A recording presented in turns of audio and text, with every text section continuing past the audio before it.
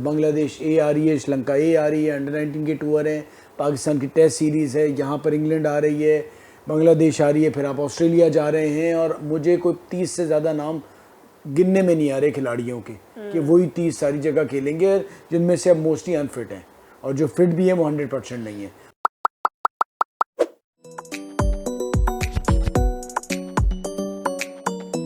System अगर strong है और बन गया है तो फिर मसाइल उतने नहीं रहते। एक नया कप्तान, एक नया कोच, लेकिन शानदार परफॉर्मेंस रही है इंडिया की। और ये डिसीजन जो बात की जा रही थी कि जी पांड्या को कप्तान बनाया जाए या सूर्य कुमार यादव को, तो कल सूर्य कुमार यादव ने उस चीज़ को सही साबित कर दिया। कल जो डिसीजन उन्होंने लिए हैं, क्या बात है जी। आखिरी ओवर आके कराना और मैच, एक हारा हुआ मैच जितवा देना, उससे पहले फिर रिंकू सिंह से बॉल कराना, और हार गया था इंडिया। लेकिन मुझे लगता है कि वो जो एक आपके अंदर, टीम के अंदर एक चीज़ पैदा हो जाती है, जैसे एक ज़माने में ऑस्ट्रेलिया में होती थी कि ना हारने वाली सोच कि नहीं मैच ख़त्म हुआ और हम हारेंगे नहीं। और श्रीलंका की दूसरी तरफ अगर आप देखा जाए तो वो खौफ के हम हार जाएंगे, उस चीज़ ने कल इंडिया को जितवा दिया। क्रिकेट बहुत अच्छी श्रीलंका खेल रहा था और लग रहा था कि बड़ी आसानी से जीत जाएगा, लेकिन वो जो उनके शुरू के आउट होते थे और उसके बाद जब मैं देख रहा था ड्रेसिंग रूम से जो बारी लेने आ रहे थे, वो एक खौफ में थे। वे जीते हुए मैच में इसमें खौफ में थे हार ना जाए। उनकी जो कोच बैठे हुए जो सूर्या नज़र आ रहे थे, बाकी टीम मैनेजमेंट वो भी खौफ में थी। तो बड़ी ही शानदार परफॉर्मेंस दी है सादिया इंडिया ने, और सूर्य कुमार यादव। अच्छा फवाद भाई, मुझे ऐसा लगता है कि जब कोई टीम जीतती भी आ रही होती है, उसकी वैसी दहशत होती है, और वो दहशत जो होती है उनका कॉन्फिडेंस होता है जो जीतने वाली टीम होती है।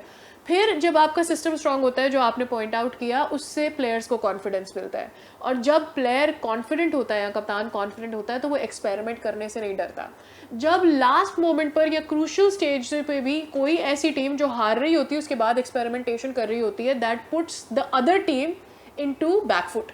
और जब दूसरी टीम बैकफुट में चली जाती है, ऑब्वियसली आपका गेम बन जाता है। तो गेम में इन कंट्रोल होना एक अलग बात है, और इन कंट्रोल दिखाना अपने आप को, अपने जो हवास हैं वो अपने कंट्रोल में रखना, ये एक अलग बात है। तो मेरे ख्याल में सूर्या कुमार की ये बहुत अच्छी चीज़ है कि ठीक है जी, हार्दिक पांड्या वर्सेस सूर्या था, उसके बाद सूर्या को चुना गया, और उसके बाद जब सूर्या को चुन लिया गया, so he knows that I am the boss right now, and he is playing like a boss, he is managing the players like a boss, and I think in the longer run, maybe in 2 years or 3 years, एक और चीज़ आपने देखी होगी कि रोहित को जैसी replacement उनकी basically हुए हैं वो, और बड़ा ठंडा रह के कप्तानी कर रहे थे। जब खलील से वाइड भी हो रही थी तो मैं देख रहा था, कोई पैनिक नहीं था, क्योंकि आप क्या ऑलरेडी मैच इतना आ गया है, रन बॉल हो गया, उस पर वाइड किए जा रहा है, और वो लड़का प्रेशर में था, फिर उसने सिराज को उसके पास भेजा। तो ये बड़ी अच्छी एक आदत होती है। और वही बात है ना कि सिस्टम ऐसा बन गया है कि इतना बड़ा कप्तान टीम से हटा, नया कप्तान आया और पता ही नहीं चला। आगे भी बड़ी टीमों से भी मैच होगा, हो सकता है कभी मसाइल भी आए, लेकिन ओवरऑल को इतना बड़ा गैप नज़र नहीं आया। तो यही मैं बात करता हूँ कि जी हम भी अगर कप्तानी के हवाले से देखें या बैकअप की बात करें, तो मुझे घूम फिर के हम तनकीद सारे बैठ के फिर बाबर, शाहीन, रिजवान, 3-4 की बात कर रहे होते हैं ना, बट इनका रिप्लेसमेंट नहीं है। प्रॉब्लम सारी ये है, कप्तान बनाओगे तो भाई वो कप्तान कैसे कप्तानी करेगा, उसने कभी कप्तानी नहीं की है। हाँ, आपने कुछ सिस्टम ही नहीं बनाया। अब देख ले, नया कल वकार यूनुस साहब आ गए हैं, अब वो आज उनको एडवाइजर लगा दिया है फॉर द चेयरमैन पीसीबी। बिल्कुल, हम सब बात कर रहे थे, तो वही देख रहे हम सब बात कर रहे थे कि क्रिकेटर को लगाए, अब लगा दिया है।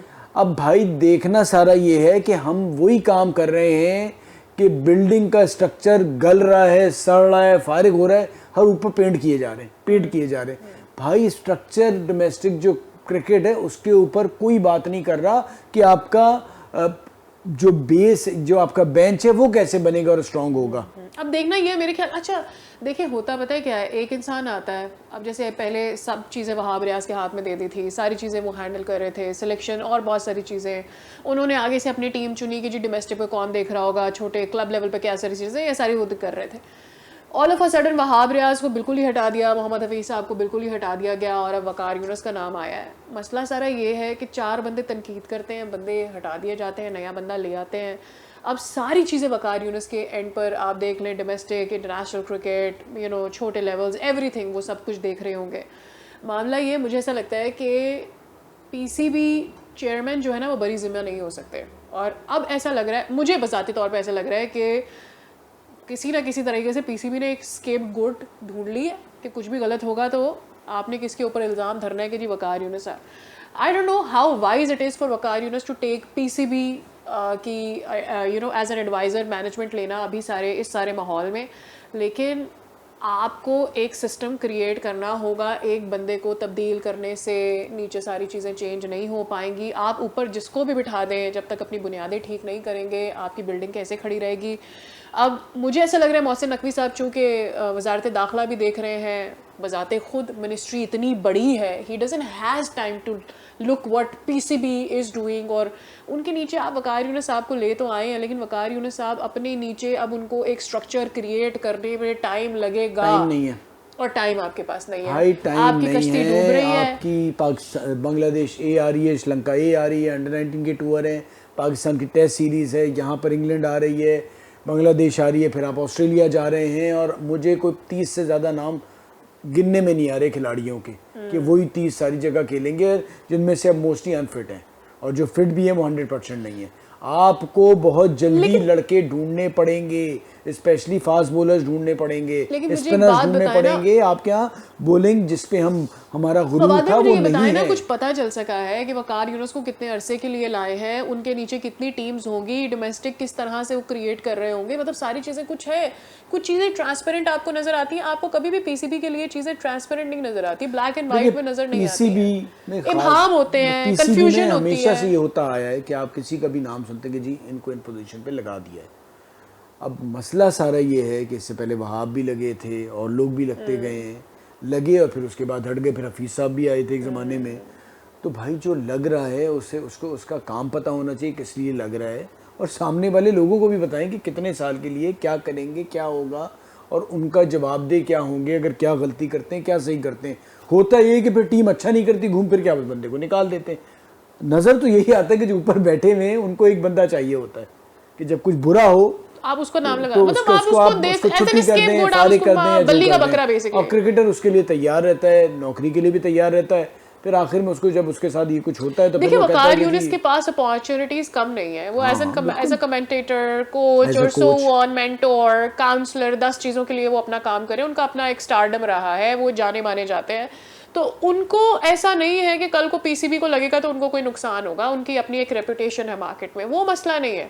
लेकिन पीसीबी क्यों कोई बड़ा नाम लेकर लोगों की ईगो सेटिस्फाई करना चाहती है, टेक्निकली मुझे ये नजर आ रहा है। आप वकार यूनुस को लेकर आ गए, वकार यूनुस के ऊपर लोग आंखें बंद कर लेंगे कि ठीक है जी अब देखते हैं ये क्या करेंगे। लेकिन क्या उनको आपने जो 3-4 साल दिए हैं, वो उन 3-4 सालों में जब उनके ऊपर तनकीद होगी उनको हटा के किसी और को ले आएंगे। लेकिन सफ़र क्या करेगा? सफ़र करेगा वो पीसीबी के अंडर आने वाले वो लोग जो कि पीसीबी के साथ काम करना चाहते हैं। सफ़र करेगा वो क्रिकेट का पूरे मुल्क का टैलेंट जो यहाँ पर ज़ाया हो रहा है, रुल रहा है, ख्वार हो रहा है, लेकिन उसको कोई ऑन बोर्ड लेने के लिए। देखो सादिया, वकार यूनुस के लिए भी मेक और ब्रेक वाली बात है। अगर तो वो इसमें कुछ कर जाते हैं तो जी उनका इतना कोई नाम होगा कि आपकी सोचें, क्योंकि इस वक्त बिल्कुल डूबने वाले जगह पे हैं, किश्ती डूब रही है। और अगर इस वक्त किश्ती को निकाल के ले आए और क्रिकेट जो बिल्कुल ख़त्म हो रही है अगर उन्होंने ऊपर ले आए तो वकार यूनुस तो जी एज अ बॉलर भी तारीख में उनका नाम है, एक एडमिनिस्ट्रेटर के तौर पे भी नाम बन जाएगा। क्योंकि हो ये रहा है कि क्रिकेट आपकी बिल्कुल नीचे चली गई है और जा रही है। तो मेरे ख्याल से वकार के लिए बड़ी एक अच्छी अपॉर्चुनिटी है कि करके दिखा दें। और क्रिकेटर्स की बात होती है कि जी क्रिकेटर्स को अपॉर्चुनिटी मिलनी चाहिए, अब ले ली है। अब ले ली है तो लेट्स सी क्या होता है, क्योंकि पाकिस्तान क्रिकेट के लिए अगले 6 महीने बहुत इंपॉर्टेंट हैं।